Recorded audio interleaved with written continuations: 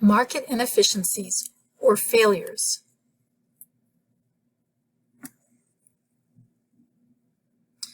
Market failures are caused by price and quantity regulations, taxes and subsidies, externalities.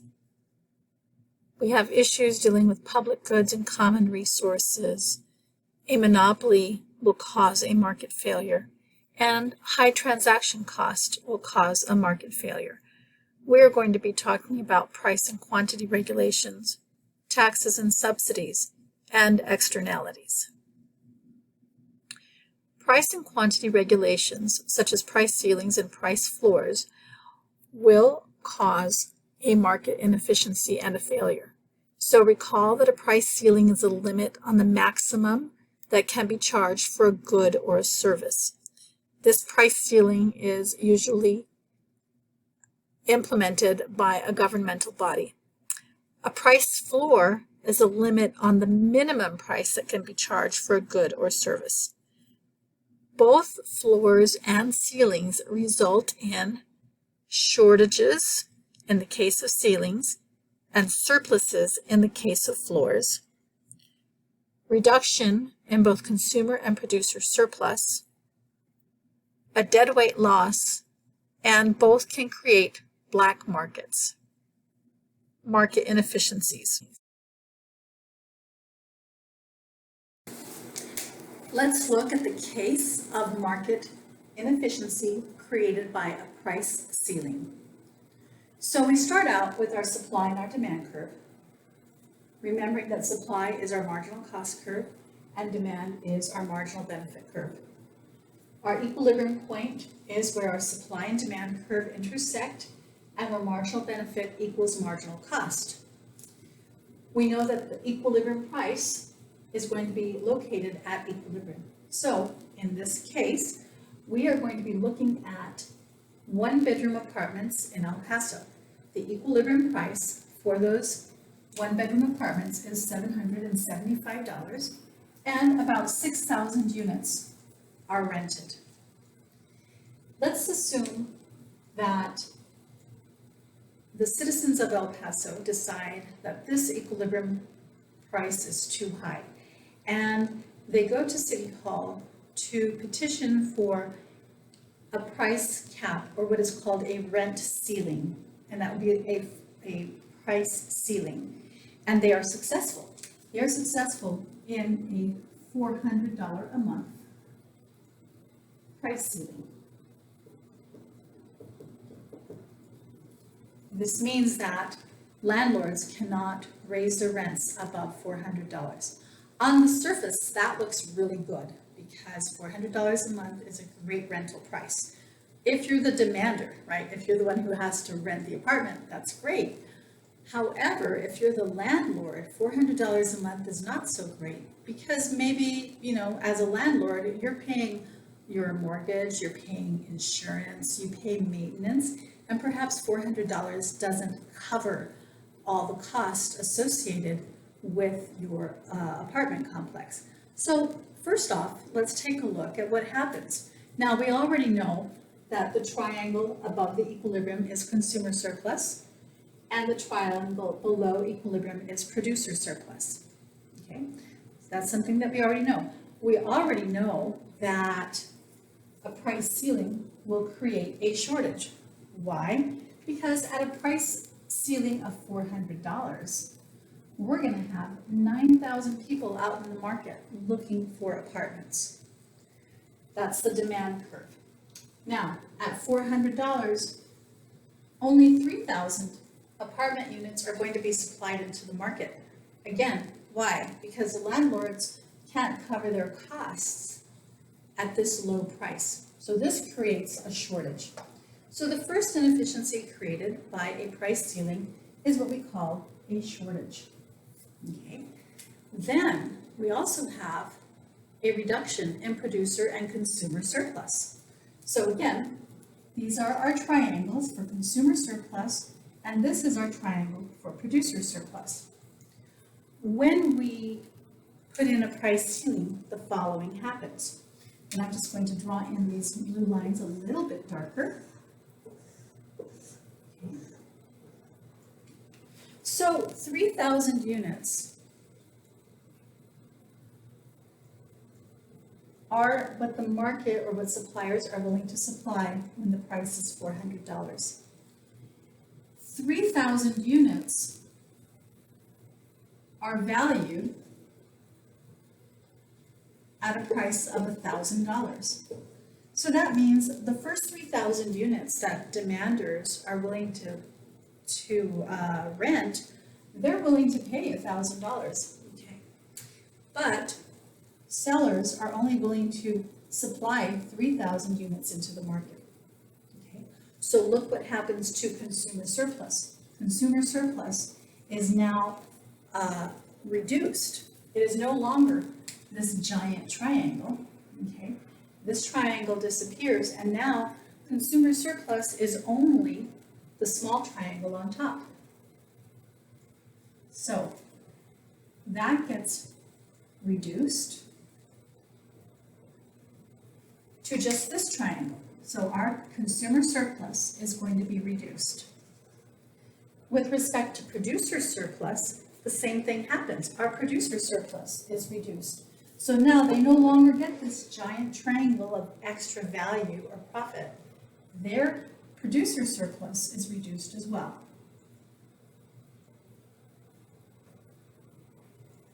To this very small triangle right here. Okay. So price ceiling is going to reduce both consumer and producer surplus. It's going to reduce that value that both parties get.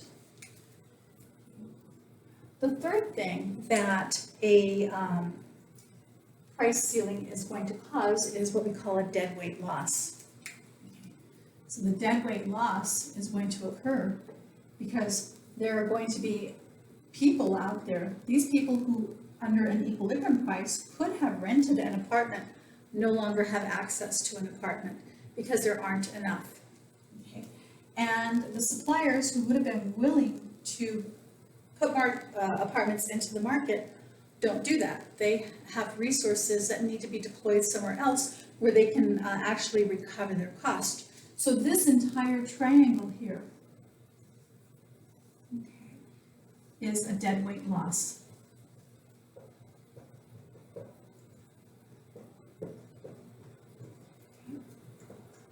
So basically, these are resources that are lost. They're not available to us anymore. Then finally, a price ceiling is going to create a black market.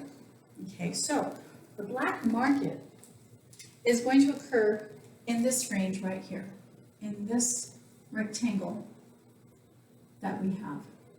Why is that? Well, you can see at 3,000 units, there are some people who are willing to pay $1,000 for these apartments. Okay. So even though it might be illegal to charge over $400, the landlords might say, well, if there's somebody out there willing to pay $1,000 for an apartment, or somebody out there willing to pay a little bit more for an apartment, what I can do is charge maybe a key fee or a move-in fee, or maybe charge a little bit more under the table so that consumers will rent my apartment, because after all, there are people out there who are willing to pay more. Okay, so black markets will transfer some of the consumer surplus back to the producer. So in that sense, black markets are created. This is the illegal range of pricing. Okay, but producers can figure out a way to price a little bit higher and therefore bring in that revenue. Conversely, there are people out there, so that would be the case of black markets. Okay, so that transfers, a black market is going to transfer consumer surplus to the producer. There's also a situation where the consumers are benefiting. The ones who are benefiting are these first 3,000 apartment rentals where people are willing and able to pay more than the equilibrium price, but they don't have to. So then they also get some of the producer surplus transferred to them. And their producer surplus, or rather their consumer surplus, actually increases.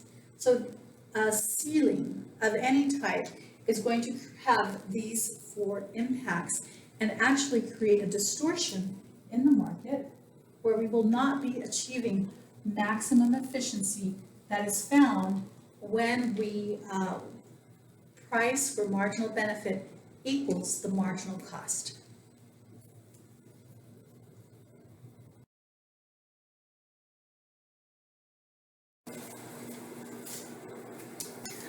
All right, let's take a look at how we would analyze a price ceiling in the apartment rental market.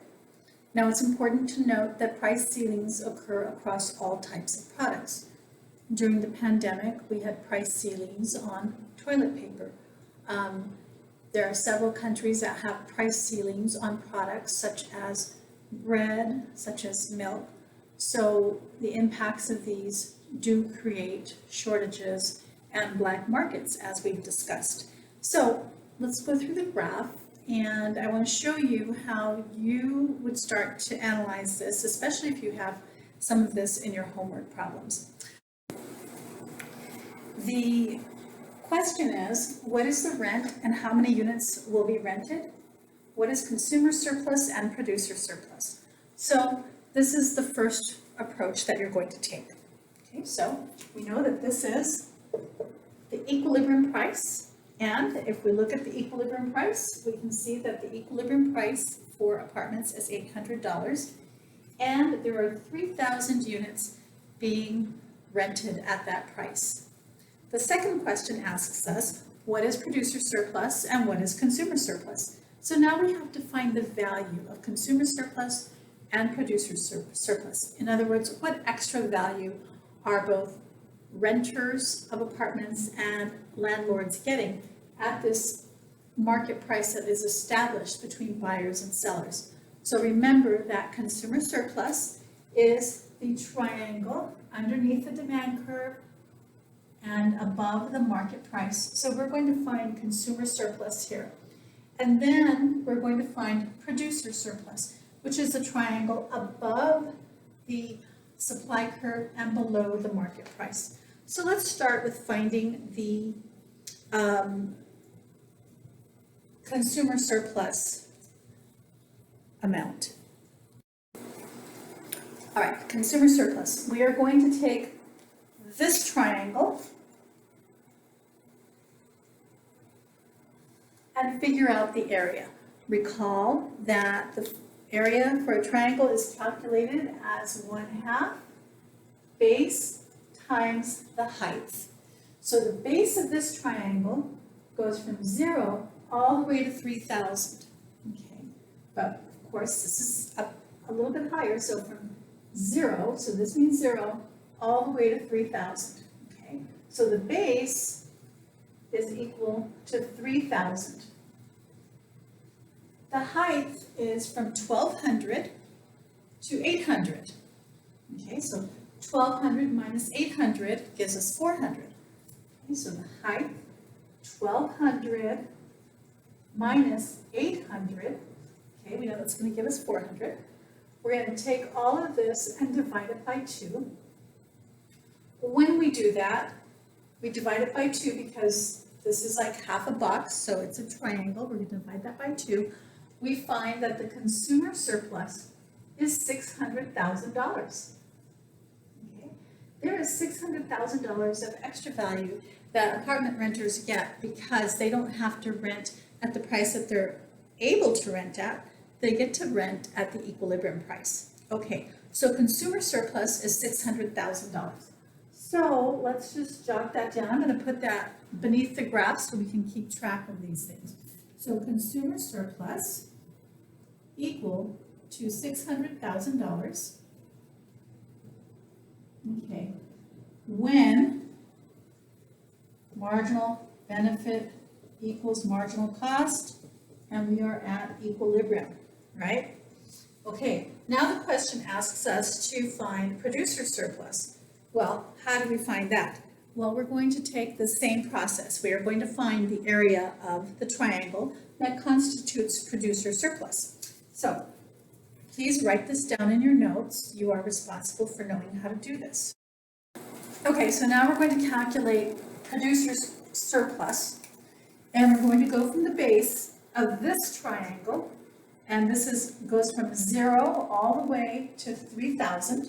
Okay, so the base is going to be equal to 3,000, and the height of the triangle is from 800 to 600. So we're going to take 800 minus 600, and that's going to give us this distance.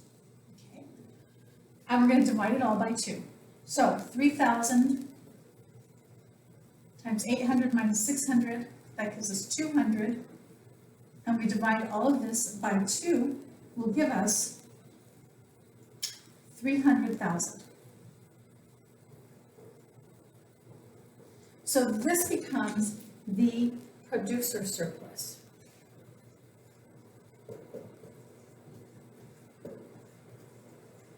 Okay. Again, when marginal benefit equals marginal cost. Our next question asks us, what is the impact of a rent ceiling of $900? Well, let's draw that in. We know that the equilibrium price is $800. So if we put a rent ceiling of $900, meaning that price cannot go over $900, does it have an impact? And the answer is no, because this is over the equilibrium price. Okay, so a ceiling to be impactful has to be under the equilibrium price. Okay, finally, or not finally, but the question number 3 is, what is the impact of a ceiling of $700? Okay, so again, why would they put in a rent ceiling of $700? Most of this is done for political reasons, because people are complaining that the prices are too high. Government wants to take action and make it more fair and make sure people who can't afford the higher rents have those rents. And let's see what happens when they do put in that rent ceiling. So here we go, $700.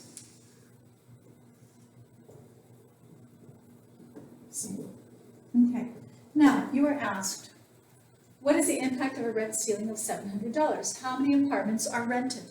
So demanders at $700, we want to hit the demand curve. So we would like to rent 4,000 units, but we can't rent 4,000 units because they're not available. Okay, so at $700, only 2,000 apartments are available to rent. So those apartments are going to go to people who are willing and able to pay more for those apartments, possibly. Okay, so 2,000 apartments are rented. What happens to consumer surplus and producer surplus once we impose this, this rent ceiling, and what is the deadweight loss? Remember that deadweight loss means that there are landlords who can't rent properties because the rental rate is too low and they can't cover their cost. And there are people out there who would be willing to pay a little bit more than the $700, but they can't find it. So let's find the value of that. So our consumer surplus is going to drop dramatically. It's no longer going to be this big rectangle. It's going to be this, this smaller triangle. I said rectangle, I meant triangle.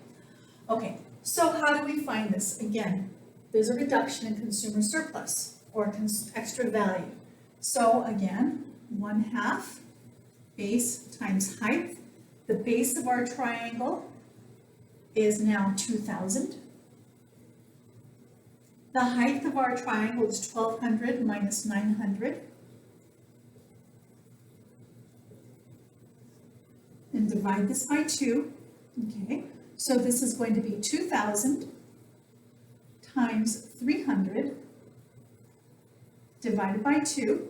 So that's going to be 6, 1, 2, 3, 4, 5. Divide that by 2. Now our consumer surplus is going to be 300,000. Okay, compare that to previously when the consumer surplus was 600,000. So the price ceiling is reducing the value that overall consumers would normally get. So let's put over here for our notes, consumer surplus equals 300,000 with ceiling. And so the change has been a drop of consumer surplus of 6,000 minus 300,000. That's a reduction of $300,000 in value that you, the consumer, you, the apartment renter, would normally get. Okay. The next question asks you, well, what happens to producer surplus? What happens to the value that producers get? So we're going to solve this the same way. At 2,000 apartments being rented at $700, this triangle here, this smaller triangle right here, now becomes producer surplus. Okay. So let me just color these in so that we don't forget. This is consumer surplus, and this is our new producer surplus.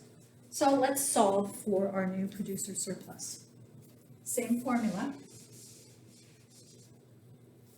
The base of this triangle is 2,000. Okay.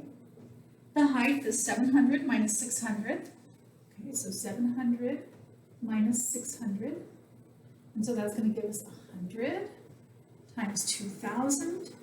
And we're going to divide that by 2. That's the 1/2. In case that's a question for you, that's dividing by 2 is the 1/2. Okay, so 2,000 times 100 and 2, 3, and then we put 2 more zeros there. Divide that by 2. Producer surplus has shrunk dramatically. It is now only $100,000. Okay, so producers, because of this new rent ceiling, aren't getting the value that they were before. Okay, so let's put producer surplus equals $100,000 with ceiling. Okay. This is a total reduction in market value. So again, this is why this is inefficient. Okay. Now, what happens, what is dead weight loss? Okay, it's back here, ceiling. Well, we know that dead weight loss is the little triangle, okay, this little triangle here. And again, what does it represent? It means that these are the apartments that can't be rented at this lower cost. And this represents people who are willing to pay more but can't find apartments, okay? So what is the value of this dead weight loss? Well, this shape is a triangle, right? So we're going to use the formula again. And this is where your math comes in. Maybe you sat in geometry and said, wow, I'm probably very rarely going to calculate the area of a triangle. You know, maybe I would do it, but maybe not. Well, now this is where you would do it. Now, where would you do this in real life? Well, you would do this if you had to, perhaps if you were a lawyer, had to argue a strategy either for or against price ceilings, if you were trying to explain the inefficiencies created by a price ceiling and how it doesn't achieve equilibrium. There's all sorts of uses for this. Okay, so 1/2 base times height. Okay, so our base, so watch this, this gets a little bit tricky if you're not used to doing this. Our base is going to be from here to here. Okay, so from 3,000 to 3,000 minus 2,000 becomes our base. And our height is 900 minus 700, okay? 900 minus 700. So that's 200, and that's 1,000. And I'm going to multiply this through, so 1,000, 200, and I'm going to divide all that by 2. So that's 1, so it's going to be 2, 1, 2, 3, 4, 5. Okay, remember that when you're multiplying, you can just do 1 times 2 gives you 2, and then you just add the number of zeros and add it on, so you don't have to be punching so much in your calculator, at least when the numbers are simple like this. Divided by 2, that means our dead weight loss is equal to $100,000, okay? So that's lost. Money that could have been made, value that could have been achieved, it's lost with the price ceiling. Is the housing market efficient? Well, no. Efficiency occurs where marginal benefit equals marginal cost, as we've discussed before. This is our efficient point. It's inefficient because there are resources being lost. How high could the black market rent be? Well, let's take a look. There are some people way over here who are willing and able to pay a lot of money. Okay, conceivably, that first person in the market might be willing to pay close to $1,200. Okay, so that's how high the black market rent could be. Next question, are ceilings fair? Okay, so question of fairness. Ceilings, especially with respect to rent, with respect to food, are designed with the intent to be fair.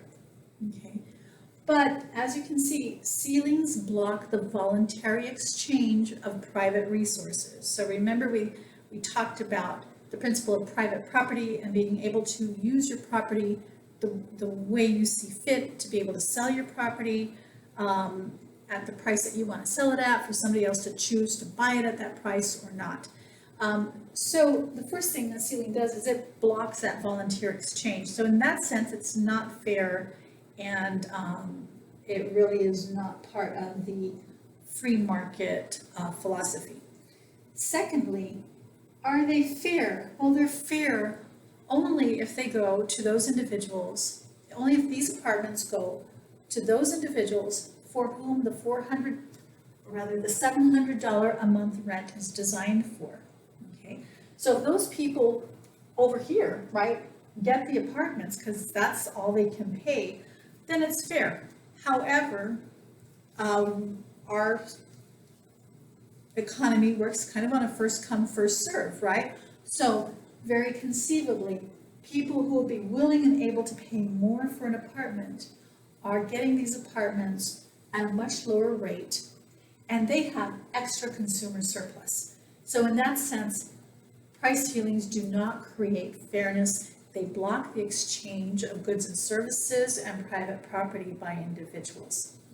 And they generally create market inefficiencies. So I hope this helped. I am going to go through the case with a price floor so we can see what happens in that regard as well.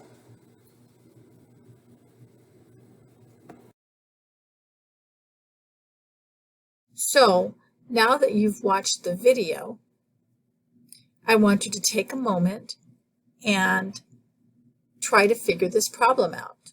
This is something that you'll be doing on your own after you watch my discussion about how to figure out each of these elements.